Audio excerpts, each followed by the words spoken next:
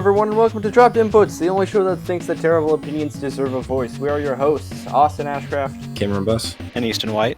This is a podcast about video game news, video game topics, and most things revolving around video games. And the biggest news in video games so far is the release of both Animal Crossing and Doom. Oh yes, I like those game. Kameron picked up Doom, and me and Easton both picked up Animal Crossing. Mm-hmm. So let's go ahead and start off by talking about that. Easton, how do you feel about Animal Crossing so far? I'm loving it so much. It's therapeutic in my time of need. I've never really played an Animal Crossing game, so I don't really know what all to do. But regardless of that, I'm still having fun with it. Yeah, it's not really a game where you go in like, for example, like Doom, you go in, you kill all the guys. Animal Crossing, it's have You fun. go and kill all the guys. Okay, but for real, Animal Crossing, what's that all about, my guys? Animal Crossing is about crossing animals. Is that so? Basically, you own a town with animals in it, and you have to be nice to them. That's basically it. But what if I don't want to be nice? They move away. Yeah, then you'll be lonely. They wouldn't do that. They do. If you're an asshole, they will just be like, well, I'm gonna leave. That's rude.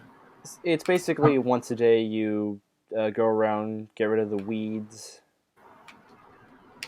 talk to your townspeople, and try to keep the place maintained. Yeah, that was more so the older ones. This one has a lot more like of the crafting and building up. Yeah, The other ones, you're moving into an established town, and this one you are creating the town from the ground up. It starts off We as built this city on rock and roll. It starts off like a deserted island. You and like two other animals come in. And I don't know about you, Easton, but I absolutely adore my two animals. One, I like Mac. He's just like a dog. He's like a sporty dog. He talks about like lifting weights all the time. Reminds me of Little Mac. I love Little Mac. The other one is a neon pink racing gorilla named Rocket, and let's just say pretty flamboyant looking. He's all right. I don't really know what his deal is. He's just a neon pink gorilla. So I have this one deer. Their name is Deer. I think that's what their name is. I could be wrong. That's pretty adorable. And it's just like a little deer that walks around. And the other one is a robot bird named Sprocket, and I love him. That's fucking awesome. You got way better villagers than me. Like, I was just assuming, it's going to be like maybe one established character and then like some other random thing. I wasn't expecting like a robot bird to be one of my city folk. Yeah, there's a lot of villagers. There's like 300 about, I think. Also, at the very start, there's not really much in the way to do. So, how about this, Easton? Next week, let's talk about Animal Crossing again. Sorry, Kameron. It's all right. Next week, let's talk about Animal Crossing again, but then we'll talk about how well our town is developing, and then we'll give our initial thoughts, because like just playing the game for like 4 hours isn't really enough to get like an idea of how the game works, I think. I've been playing it way more. I've only played it for 4 hours. I had to set up a podcast. So we've been talking about Animal Crossing, so I figure we might as well move on to the other game that came out. That is Doom. Oh man. Haha. I just hit my microphone really hard. That hurt. Doom Eternal is the sequel to the cult classic Doom 2016, the amazing reboot from our good friends over at id Software and Bethesda. I have to say, it absolutely delivers on the hype and the wait. I feel like it's a true sequel because it feels really different, yet it's still the same premise, which is something I wasn't really expecting. I figured I'd still be doing the same thing in Doom Eternal as I did in Doom 2016, but no. It's much more difficult. I had to play on easy mode like a freaking baby because of how hard it is to adapt because I replayed Doom 2016 in its entirety, and then after a while you kind of pick up on what to do. You basically have to run and gun. You have to strafe, move around a lot. But in Doom 2016, there's a lot more platforming and a lot more jumping and dashing and all this stuff, and there's a lot more mechanics you have to know to continue to run and gun. But there's more to it than before, and the story is far more complex than it needs to be. I didn't know Doom had a story. I didn't know either, but they're establishing a world, they're establishing lore, they're establishing all this shit, and I'm like, all right, man, that's cool. I'll read the Wikipedia later. That's cool, and I'm not Elder even Scrolls like Doom. Yeah, it's basically Elder Scrolls Doom. That's what really that's wild. But they're giving the Doomslayer a bit more character. But like when I say that, I mean like a bit more of his past and who he is and all that jazz. And did he play Animal Crossing? Actually, I bet the Doomslayer is absolutely a person who play Animal Crossing because he has a pet bunny. And in the goddamn hub, in the hub world area in Doom, there's like you have like a spaceship or whatever, a giant like spaceship that you can traverse in between missions. The Doomslayer has like his own little like office area where he has a giant computer, and there's actually a big old painted portrait of him and a bunny. Aww. The canonical reason he's so mad at demons is because they killed his pet bunny. Oh, so it's John Wick. Yeah. Hold on. You need to. I'm gonna send this in the chat. I want you guys to see this stuff right now. Here it is, right here. This is actually in the game. Okay, that's cute.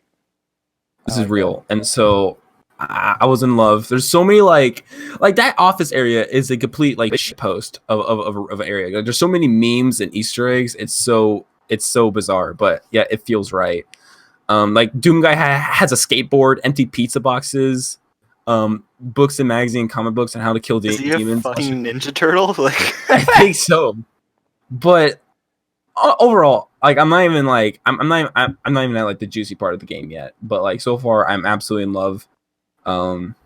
It's challenging, but I'm always for a challenge. I mastered Doom 2016, if you can call it that. But I'm absolutely ready to take this on, replay this again and again. Just keep getting better and hopefully be able to play on harder difficulties and not be a fracking game journalist Polygon 2016 shooting at random points of the map that there's nothing to shoot at. Speaking of video games, is there anything else that you guys played other than Animal Crossing and Doom this past week? I've been playing Persona 3.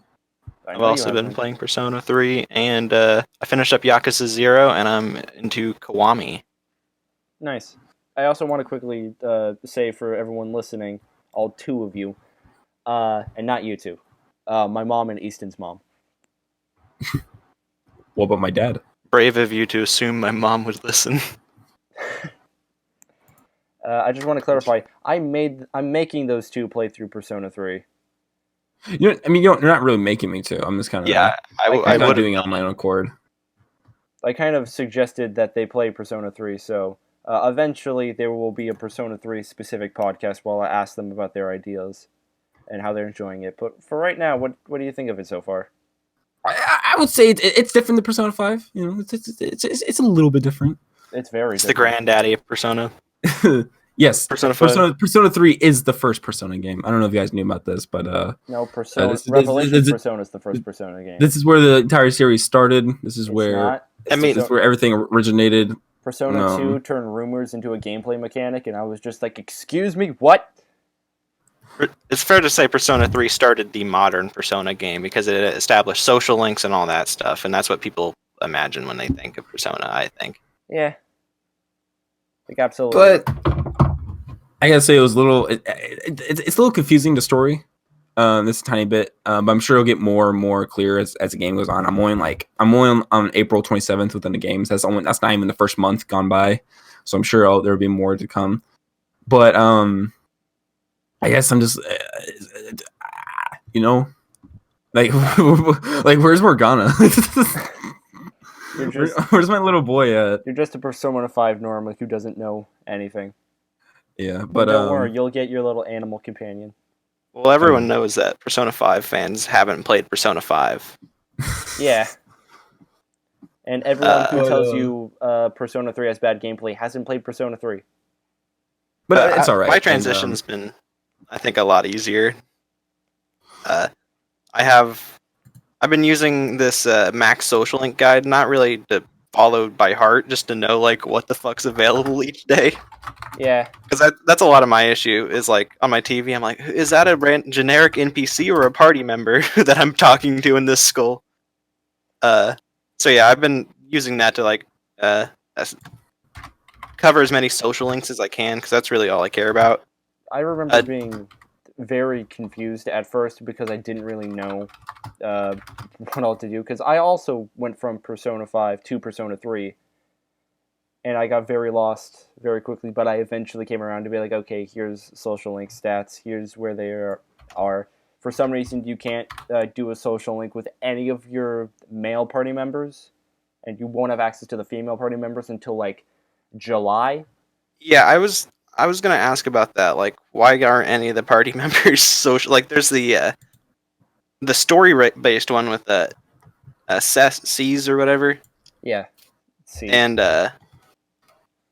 well, I'm assuming that one just levels up automatically. Yeah, that one moves up on its own. The reason behind that is because Persona 3 does storytelling a lot differently from the other Persona games, because usually it's like, oh, character development for most characters in both 4 and 5 is usually saved for their dungeon, and then they just kind of become a static character through the rest of the story. They still interact with stuff, they still do things, but they're not really developing as characters. But in Persona 3, the characters develop over the course of the story and through their social links. So a lot of the male characters are very fleshed out during the main story because they don't have a social link. But the female characters, like, there's still some mystery to them, but they're also portrayed through social links as well. That's because you can date them. Yeah. If you want to get a guy social link, you gotta get portable. You have to get a Vita or a PSP, and then buy Persona 3 portable. I did. It's the only way. I mean, I also did. I bought my Vita for 4. I think we can all sit back and agree that the best character in the entire game is our boy Junpei Iori, man. What a goat! Who the man? The goat. He's the man. Look at him. Look at that smile. This is the entire. This is my motivation right here. That smile right there. It's like the Simpsons screenshot of "Do It for Him" or whatever. It's just pictures of Junpei. Of so many hours and my life just for this smile right here. All right. I'm going to your opinion is going to change of Junpei and then immediately go back to how you feel about him now.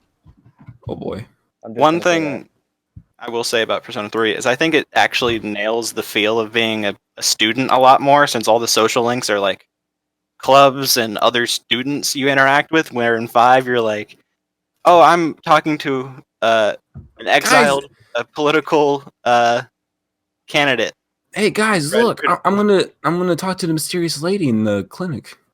You know, yeah. It's like I feel like Persona 5 social links are a lot more, like you said, outside the school. Meanwhile, both Persona 3 and 4 have more student-oriented social links, where you're actually talking to the other students. I feel like that's also because part of the reason is that you're seeing in Persona 3 by the other students is like a killer criminal and all this shit or whatever, so maybe they don't really want to talk to you. And I think that gets better throughout the game, but I feel like the stigma's still there, so maybe that's why. I don't know. Well, I was gonna say the whole message of Persona 5 is like rebellion and shit, so it'd be weird if you saw like Joker going to track practice every day. Any other games you guys want to talk about that you've played? I want to mention Yakuza. Yakuza 0 was a phenomenal game. The final mission, bullshit, but also fun. Mainly because they like, oh, here's a really long hallway with 3 guys with pistols shooting you at the very end, and you just have to dodge bullets as you charge at them with a fucking sofa. It's not how I expected that sentence to end. I assumed you were going to be like dodging or covering or something like that. No, you're running at people with a sofa. Yeah, because I use the heavy brawler, and that you beat people to death with motorcycles and furniture. And they're not even beat to death. They just hurt really bad. I've been staring. I mean, not, I'm staring. I've been looking at my desktops or anything else I've been playing, and I just keep seeing The Witcher 3 just lurking in the corner, waiting to be opened for the first time. It'll happen. I'll get there. My backlog on Steam is 61 games strong right now. Good God. I don't have any backlog, actually. That's kind of weird. I have games I can play, but like I kind of lost interest in Resident Evil 2, but I'll pick that up back here later. Resident Evil 2 is like an 8-hour game. You can beat it in a day. I know, but it's like it needs to be nighttime, and I get tired during night, and it's just so. But other than that, yeah, I don't really have a backlog. I pretty much finished everything I really cared about. I tried Code Vein. I told you about that. I was in a group chat. I was gonna play Code Vein on PS4. Anime Dark Souls. Yes, Anime Dark Souls, and I thought I was gonna like it, but I don't. The only thing I ever see out of Code Vein is the character creation. It's really good because of the amount of detail you could put into your own character is really good, but the actual gameplay is pretty clunky, and the story is it's too overwhelming at first, and maybe it becomes more clear later. But like you get absolutely the game like makes I can't English is hard. It is. Right, I'm going to speak French now. I don't know, but the problem with it is it expects you kind of to know like these big old words and like, oh, this is that, and it's because of this, and that is because of that, and that is because of this. And it's like, just tell me, just ease into it, Jesus. Like, buy me dinner first, and like, damn. But I don't know. It's something I'm not really that interested in, and so yeah. So I have nothing in my backlog other than to keep playing Doom, and then eventually Persona 5, the Royal will come out, and then all of us will be playing that, and that'll be pretty fun.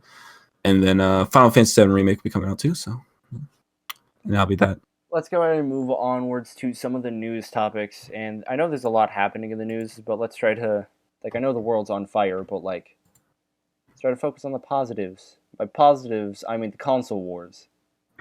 So the specs for the PS5 and the Xbox, whatever it's called, came out recently. I believe IGN posted something about it. And from what I've seen, the Xbox, I don't remember the name, Xbox Series X, that's what it's called. From what I can tell, the Xbox Series X is the stronger of the two consoles. Yes, it is. However, I still don't see a reason to get one. Yes, that's kind of the problem. It has more power, yet there's nothing way to play on it. I mean, there is like a massive backlog of other games, but those are other video games, and I feel like when it comes to like exclusivity, PlayStation and Nintendo are better than Xbox. Yeah, I feel like Xbox is there because people who don't have a super fancy PC, and then people who have a PC, they put their games over there so they can make more money over there and some stuff like that. But I don't know. But what do you guys think about this whole about the Xbox Series X and the PlayStation 5? I want to say this is the worst part about this generation of console war, like every generation of console wars, is like, well, if you look at this chart, here's all the gibberish text stats that don't mean anything, and they're basically identical. Because like the Xbox One and the PS4, they're essentially identical, except for some very minor things that game developers only notice. Do you know how an SSD works and how it's better than a hard drive? We'll talk about that in a second. Easton, keep going. Like I was saying, the one thing that's going to come down like every fucking generation, and it plays out every fucking 5 years, it's going to come down to exclusives. People are just, at this point, we don't have any idea about games, so the fanboys are just comparing numbers at each other without really knowing what they mean, and I hate it. Speaking of comparing numbers, the PS5 had a road, the PlayStation did a little presentation where they were showing off the PS5 and everything that it can do in a very techie sort of way, and they live streamed it. And not many people liked the presentation that they did. Oh god, it was brutal. However, I do want to quickly say something because I do have an opinion on this. The presentation that they did was not meant to be this big, like, Nintendo Direct-esque thing. It was originally supposed to be a GDC talk showing off aspects of the PS5 to game developers. But because GDC got canceled, they then decided to live stream it instead, which is why they had like the fake crowd and like that's the reason Fake it was crowd. formatted the way that it was. And most people didn't really realize that. I feel like most people were expecting like, oh, a big reveal or some new video game, and instead what they got was some guy talking about an SSD for 20 minutes. Yeah, I don't know why you went in there thinking they were going to talk about the Royal. No, no. Here's the thing. I watched it, right. I knew that they were gonna do the game conference, developers conference thing, so I knew that it was gonna be all techie mumbo jumbo blumbo, right? So I was ready for that. But what I wasn't ready for was the fact that like they didn't even like show off like the controller or like the console itself. Like how can you tell us what's inside of it, but not even tell us like what it looks like? Because again, this was not meant for like a general audience. This was just meant for game developers, and I feel like they could have changed it. I feel like the video itself, like it has a bunch of dislikes, and I feel like they're not. I feel like it doesn't deserve to be hated on because it's not what people thought it was gonna be. People thought I that agree. it was gonna be like this big, like, oh, the next console, what's gonna be on it? When instead it was meant for like game devs. The video itself is sitting at 12 million views, and like it's got a pretty positive like to dislike ratio, but it's still got a lot of dislikes, and I feel like that was mostly from the people who were watching it live being confused. It is also like a very calming presentation. Like the guy's voice is like very nice and subtle. I was about to fall asleep during it. Yeah, he had a very weird speaking tone that I secretly hated but yet liked at the same time. But I don't know. The PC Master Race. That's all I'm gonna say. Nintendo Switch Master Race. Console wars are dumb. Anyway. I mean, I agree. Nintendo 2DS Master Race. Original Game Boy Master Race. Not wrong. Not even the color. The color's for bitches. Next up, we have Nintendo did not do a direct, but we did get more into Nindies. Good old. I heard that was a big meh. I actually liked the look of a few of the games, but nothing wow. A lot of the games are. I'm sorry. I was very disappointed because there was no Smash reveal. It's an indie thing. There's not. I was very disappointed. What you're? I think anyone is in Smash is just disappointed when Nintendo does anything that's not Smash. I was literally like, I was literally watching that fucking Sony shit, and people are like, "When's the Smash reveal?" I mean, shit posting, but still. Anyway, from what I saw, there was only really 3 games that really caught my interest that I feel like we can talk about. First of all was Cyanide and Happiness is making a video game. I don't know if they've done that before. Weird. I know they made a card game. They have. I believe they have done a game before. I don't remember what it was. It's Freak Apocalypse. I think it was just a card game. Where it's... Yeah, I think it was just a card game. I could be wrong. But Cyanide and Happiness is making a game called Freak Apocalypse. It should be coming out summer of 2020. It's basically like a good old adventure game where it's like you solve puzzles, but like the apocalypse is happening. One game I really liked was The Good Life, I believe it was, where you live in an idyllic British village, and everyone, when it turns full moon, turns into an animal, and you have to use those abilities to solve the murder. Not even anthro. Everyone literally turns into an animal, and I think you have the ability to like retain memories, or like still be human. And you have to solve the mystery of a murder while being a dog, which I think that sounds interesting. Oh, that one! I was very confused. Isabel. I only wrote down the 3, so anything else that was in that direct, I just completely forgot about. The next one was that I have written down is Exit the Gungeon. That was a big meh. They made a sequel to that? It's already out, and they just copy and pasted it and made it into a 2D platformer. Like literally all the gun patterns and whatnot are the same, and they don't even translate well from 2D, like top down to side 2D. So Yeah, I've heard a so lot of mixed things on Enter the it. Gungeon was like a Binding of Isaac, but with guns. I have that For the game. I sequel, can't they get made into it like a It's fun. platformer. I really can't get into Enter the Gungeon. I try my best. I've not played I it. just, I thought you guys I would just, like it because I've heard. I heard hate. Not hate. I don't like games that like once you start and then you have to start building your way up, and then once you die, you have to completely restart. Roguelikes? You don't like you don't like L- roguelikes. Like Spelunky and You Enter the don't like Gungeon. roguelikes, yes. We get it. It's just I can't do it. Understandable, but I can't do it. Okay, I'm sorry. There is one other game that I want to talk to you about. It wasn't that the game itself looked interesting, but it's the developers. Hello Games is making a game called The Last Campfire. Do you know who it Hello looks Games adorable. is? Oh, Yes. good old No Sean Man's Sky. Murray. It took like 6 years to get good. Yeah. I They're actually making think it looks really they're good. making a new game, and I wanted to get your thoughts on it. Really I like good. Sean Murray. He's a weirdo, but a good weirdo. I don't think he ever had malicious intents about. No, absolutely not. Uh, I watched a video from historian who talked about the Yeah. entirety of No Man's Sky, and Sean Murray was absolutely a good intentions. He just doesn't know how to talk.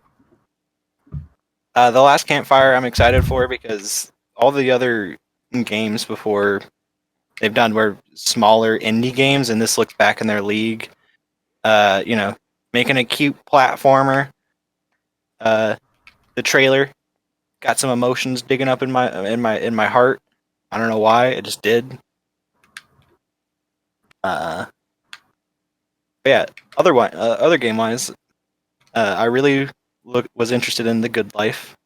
I like the concept of that, and I Am Dead, where you I like also that's one of the ones I remember it. It's the only game I remember that I didn't write down was I Am Dead.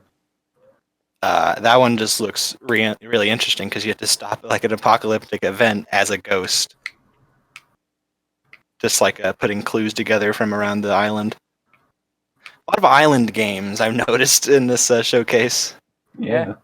Summer and Morrow was another one that's like farming sim. Okay, so the last bit of the news that I have right here is the developers of The Messenger raise $150,000 for their next game.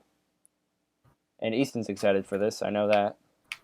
It's in the same cinematic universe. Well, not even cinematic. It's in the same game universe as Messenger. So the game's It's not called, directly. The game's called Sea of Stars. It is a RPG, similar in the way Chrono Trigger does. Very similar to the way Chrono Trigger looks, and it won't be coming out until 2022, but it does look really interesting. That's a long time for a video game. Hey, Cameron, how about you All stop playing a video game and focus? I'm not playing a video game. Oh, I'm hearing sticks move. Yeah, that. Stop it. That's my knuckles. Popping your knuckles a lot. I have very weird hands. So The Messenger was... I've not really played much of it, but I do have it, and it was fun the amount I played. I would recommend beating it. It's 100% worth it. It has great writing. I think that's what a lot of it saved it for me. The shopkeeper, he's the best character in the entire game, and the way it like loops in on itself, and the way it uses. I don't know if you've gotten to the time travel mechanics, but the gimmick of the game is that it goes from 8-bit to 16-bit, and you have to use your different movesets and animation differences that come with 8-bit to 16-bit to your advantage. Like you have better movesets and you're more fluid in that, but there's also advantages to 8-bit. And then once it goes to 16-bit, it also turns into a Metroidvania instead of just a straight, like a Strider platform, which is really cool. Okay, that's actually really interesting, because I was just like, oh, it's like another Shovel Knight. But that actually sounds really interesting. It's like the spiritual successor to Strider. It takes it like all the way up. It has like a lot of that fourth wall breaking humor without getting like too obnoxious, like Deadpool can sometimes. Really good jokes that land a lot of the times. Like I genuinely laughed out loud a lot. And I nearly 100% of that game. And just some of the platforming made me want to kill myself in like the extra challenge areas.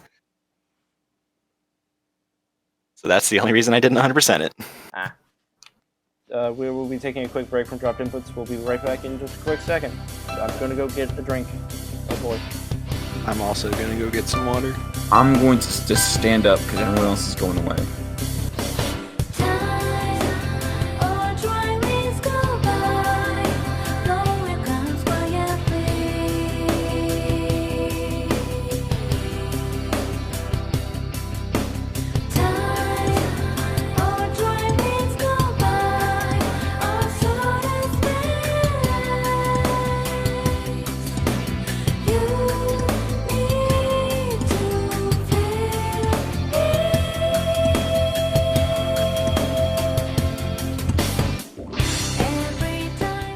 The next thing in news, I want to get your guys' opinion on something. So, Final Fantasy, I just saw on Twitter that Final Fantasy VII apparently added a character to the story.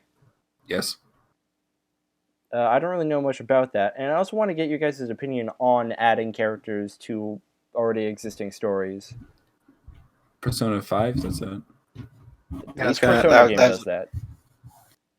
I would say I'm fine as long as they weave them into a natural way that doesn't disrupt what's already there, and as long as they are not just like we needed another something to stick on the back of the box like a new party member is added or whatever. I don't know, like Persona 5 and all the Persona games do that pretty well. I mean, Marie's not the best interconnected. Not the best. But... Like, I don't hate her, but, like, also, I would be fine if she wasn't there. I'm, like, neutral on her. Yeah, but whenever I played through the game the first time, I hardly even knew she was an addition to the game. Like, without knowing that, like, beforehand, I probably wouldn't have thought of anything about it. Like, I was just, Elizabeth again. Like, she doesn't really do anything at all except for one thing in the end game, and then every so often, whenever you want to go fuse a persona, you have to stop and read poetry for like 2 minutes. Yeah, but that's like the Velvet Room in general. Like, I don't like a lot of the people. Like, I can't really say much about Elizabeth, but she has her request, but that's where FES added, right? She doesn't really talk. You can. Her quirky thing. I've only heard Elizabeth talk once. Well, you'll get to this. If you go through the requests, there's things that are like hang out with Elizabeth. And it's I've done that. I've done the first one, at least. The one where she opens up her purse and just starts pouring money into the well. Yeah, she conjured up 2 million yen and poured it into the fucking fountain. That was me. I was just welcome to Elizabeth. Right in. Yeah. It's funny because she like Thor and she don't know how world work. Laugh. Please clap. I will clap for Elizabeth. I don't know. She's alright. She's pretty cute. And like the fish out of water. Huh? I prefer Lavenza. You've not even talked to Elizabeth at all. You've also not played any of... You've also not talked to Elizabeth at all. Anyway, Cameron, I do want to. She doesn't want to talk to me. Cameron, I do want to get your opinion on this new Final Fantasy character. Okay, Roach. Yeah, that guy. Okay, so Roach, my boy Roach, right? He comes zooming in on a motorcycle, right? He's like, "Oh, I'm Roach. I don't know what I actually sound like because I don't open the videos to the spoilers or whatever." But but they're at because since Final Fantasy VII Remake Part 1 is going to be a much more in-depth view on Midgar and the world of Gaia. That's the world that the entire universe, whatever it takes place in. Where it's absolutely they're absolutely going to add new characters because the game's going to have over hundreds of hours, or not hundreds, over 100 hours worth of story and gameplay. So it's not that shocking that they're going to add new characters. I'm pretty sure there's also going to be other characters that we don't know of yet. They just haven't teased them off yet, but I'm sure it'll be fine. Roach, my boy Roach, he seems to be wearing the soldier outfits that the people of Shinra wear. So I'm glad that they're finally adding other soldier members to this because you don't see that at all in any other Final Fantasy VII games other than Crisis Core, but that was before the entire events. So I'm all for it.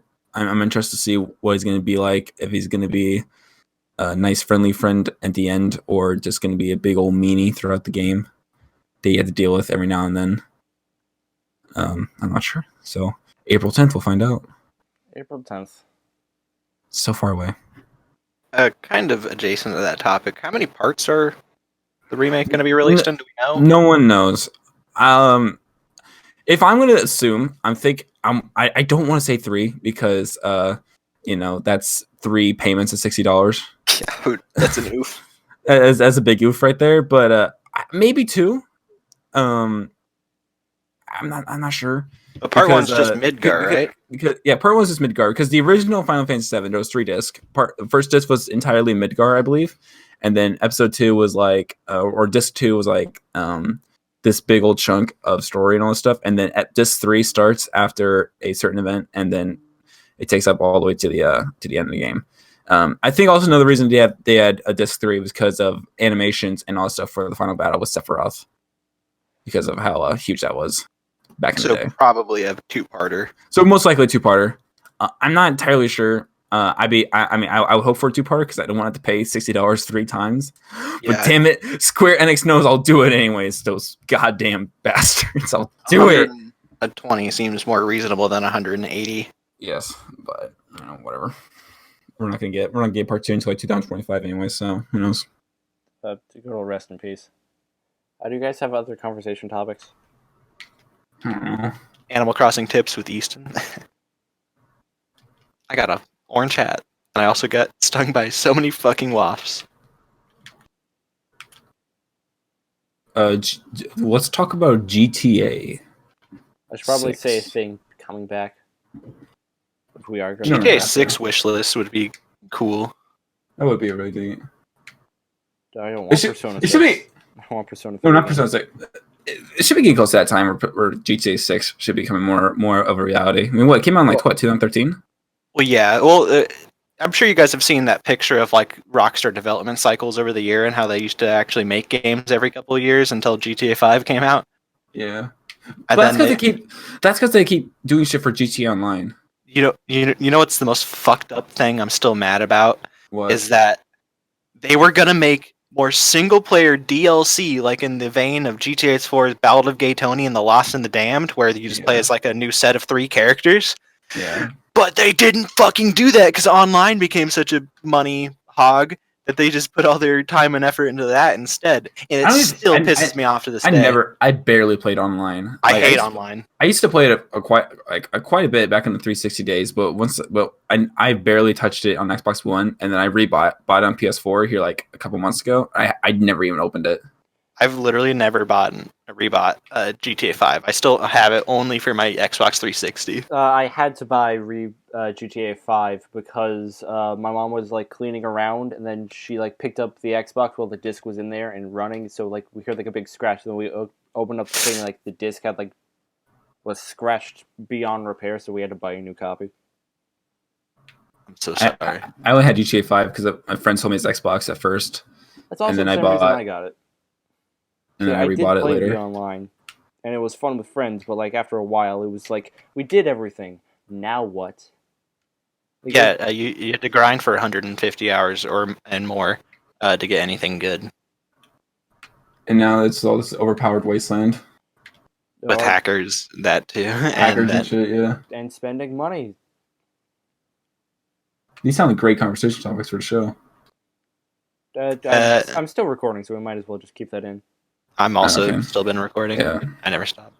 Red Dead 2 Online. Yes, that is a thing. Garbage. Fucking awful. I played it like when it came out, like when it was in beta, like because I still had Red Dead 2 on my PS4. I was like, hey, I really like Red Dead Online, or not like Red Dead 2 single player. I mean, and I was like, wait, the only reason this was super great is because the characters, the story, and the voice acting. It's that minus all the good things. And 12-year-olds calling me the N-word. It's amazing. Oh god, that has to be a racist like wasteland because it's supposed to be in the Wild West in back in the old days, right? Well, yeah. And there's a lot of griefing because they give you a lasso. Do you have any times I was just walking around in town and Oh yeah, I've seen videos like people just like screaming for like when they get lasted away. It was just, I mean, it was funny. Like, I'll give him that. Like, seeing my ragdoll just being carried behind like a horse. I was like, that's funny. But I'm also like, I'm trying to do shit here, bud. Pepsi time. Is Dropped Into It sponsored by Pepsi? No. Not yet. We cut that out until they sponsor us, and then once they do. Can we get a sponsorship? We can make money Yeah, off but how's of the this. money going to work? Well, we will split it 3 ways. Yeah, Or we sure. give it all You to sit me. there and So, talk. if- I record it, edit it, put it up, stuff like that. Okay, but I'm saying that if we get 3 pennies, I get 2 pennies. You guys get half a penny. If anyone's getting 2 pennies, it's gonna be me. What the fuck are you gonna do with it? I'm spending it on more Persona. No more. You cut out, I'm so sending- we didn't hear anything. Hello, everyone. banning- Welcome back to Dropped Inputs. I am banning you from buying any more Persona merchandise. I'm sending you to the Velvet Room for 12 years. Huzzah! They have a marketplace in there. What? Where? Oh, they don't. I was gonna say It's there's no market in that elevator.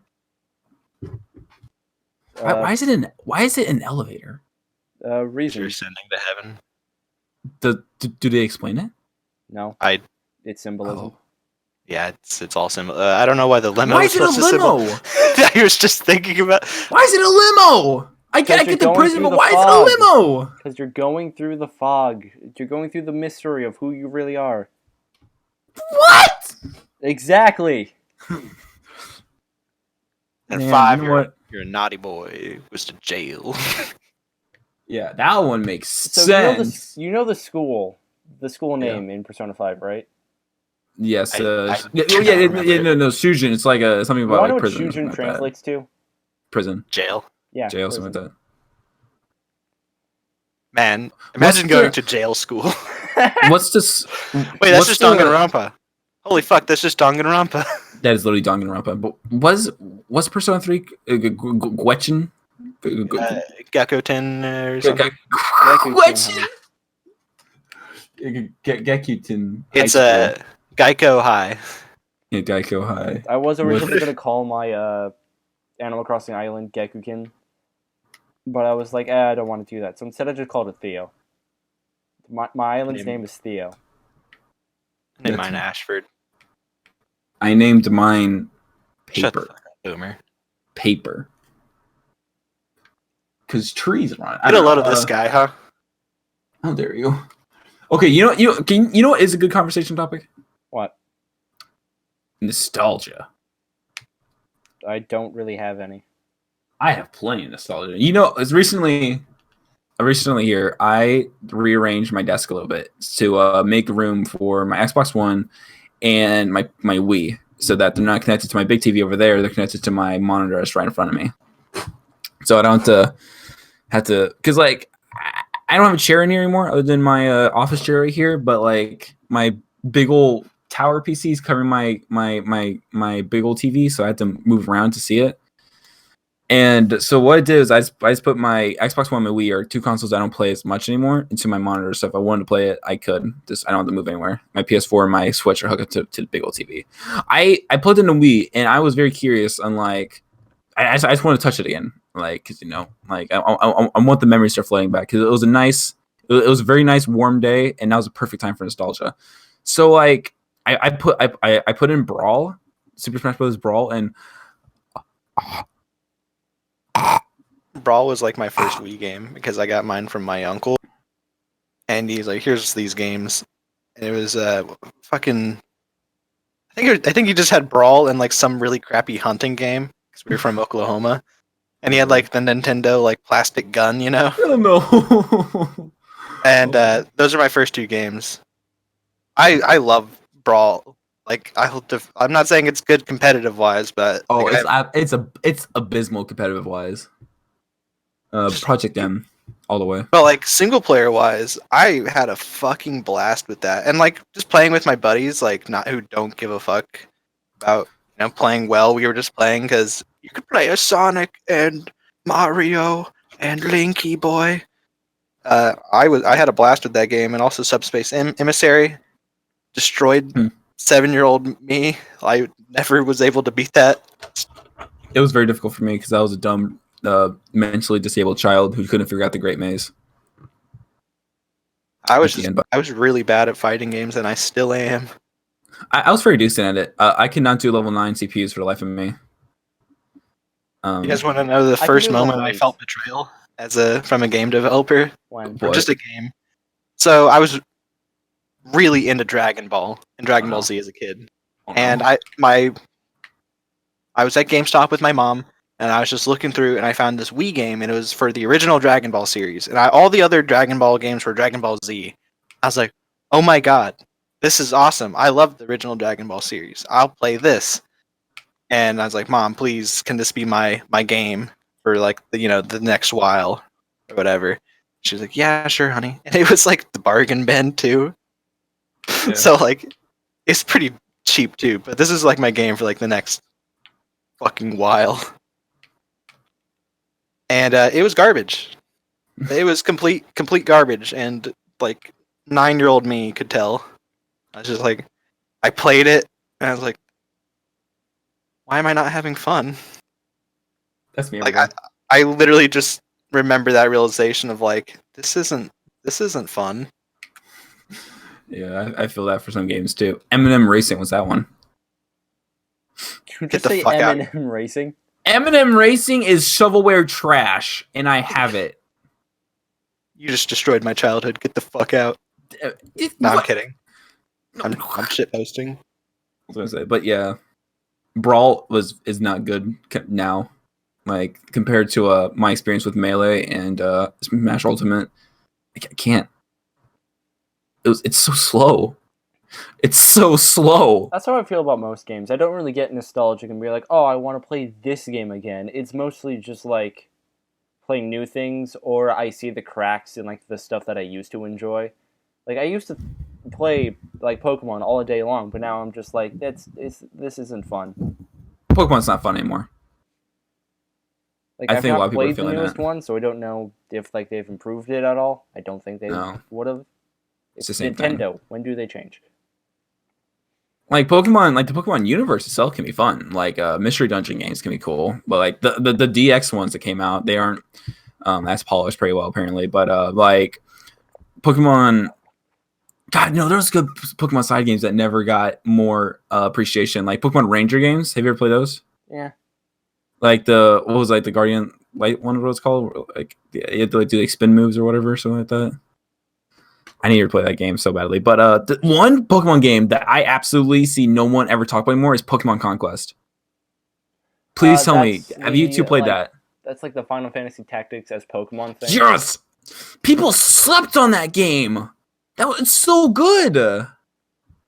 Well, I'm pretty sure it's like a crossover with Pokemon of some other franchise, and most people didn't play it. Hold on. Because they have like a bunch of anime characters with it. Here it is. I found it. Yes, baby. Pokemon, am I right? Have you played a Pokemon game, Easton? Yes. It's right here. Extensively as a child, and I actually have Sword, but God, it's right here. The last one I fell in love with, I think, was Pokemon Heart Gold, and I still have the cartridge for that. The last Pokemon game that I fell in love with, like actual Pokemon game, was I believe it was. I want to say X and Y, but I literally have no memories of it other than the Yveltal. But we talked about that in the last show, I believe. I would say the Black and White series. There's a freaking inside the game. There's an advertisement for Pokemon Black and White 2. Wow, good job. That's how old this is. This how old this is. And there's a Club Nintendo code in here. I don't think I ever used. But yeah, the last Pokemon game I really fell in love with was probably the Black and White series, because what came after that? Was that the 3DS? That's when the 3DS was coming out. That's when the 3DS stuff came out.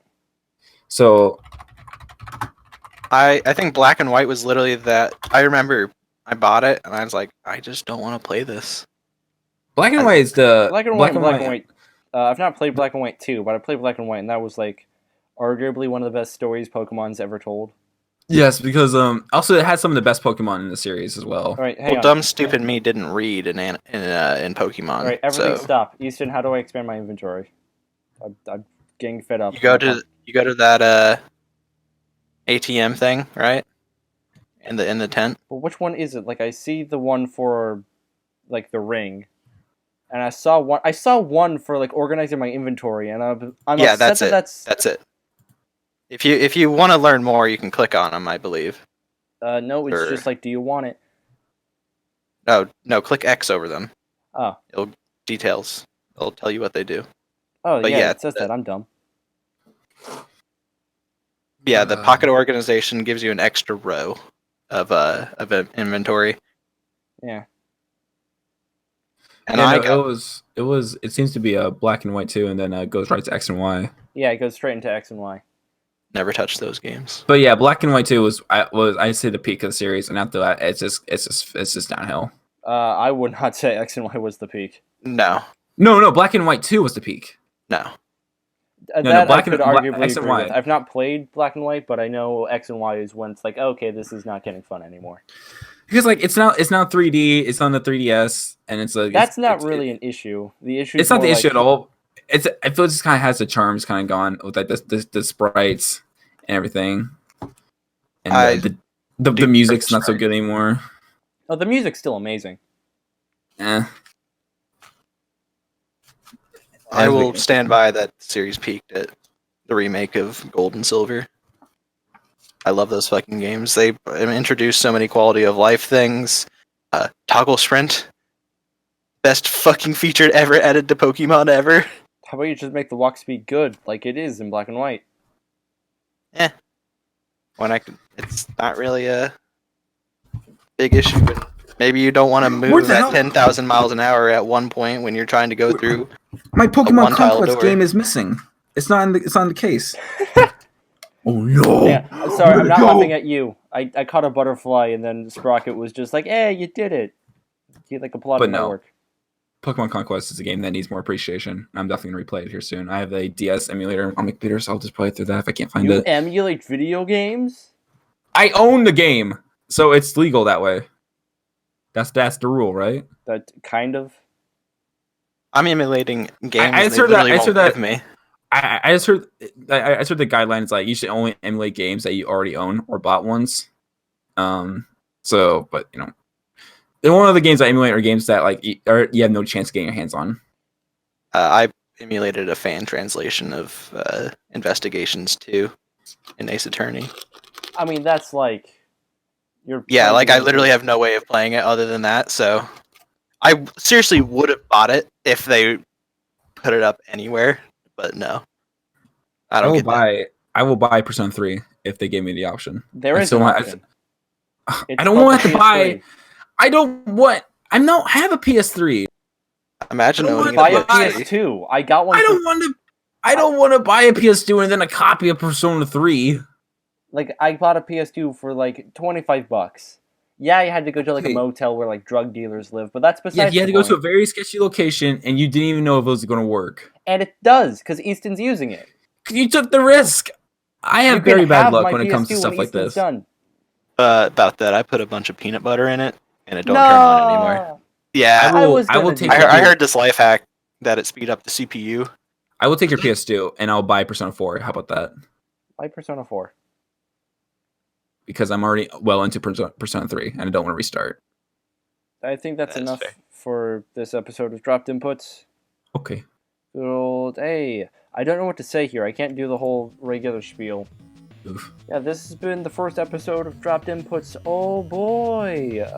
For any and all information, I should probably set up like an email address that people can send stuff to be like, hey, here's the thing. Maybe, who knows? I imagine you're just gonna upload this to your YouTube, right? Yeah, probably.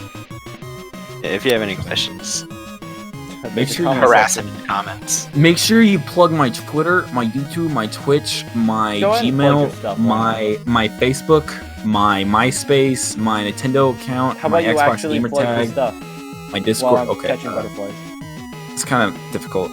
Trick Train's my name, you know. Trick Train's the game name. Catching Butterflies was the game. I don't know. It'll be in the description. I'm Trick Train. Hi. Follow me on Twitter, I guess. It's at secret_mage. Why you have an underscore? Because Secret Mage is taken. That's how it is with mine. Mine's supposed to be Austin Ashcraft, but someone already has that, so just put an extra T at the end. Ashencraft. I've been noticing that. Austin Ashcraft. Also, I've been trying to stream more, so follow me at twitch.tv/secretivemage, because Secret Mage is taken. I stream a lot, especially since now I don't have any classes to go to. I'm gonna stream a whole lot. Yeah, same. I also don't have a job.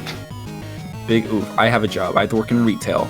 Anyway, I should probably promote my stuff. Hi, my Twitter is at Austin Ashcraft. Like we said, extra T at the end. You're probably on my YouTube channel right now, so hey, why not hit that subscribe button? Smash that like button. I'll try to make this podcast more professional next time. This was kind of rushed because I was trying to 100% Persona 4 most of the week. Anyway, goodbye. Bye, gamers. Bye.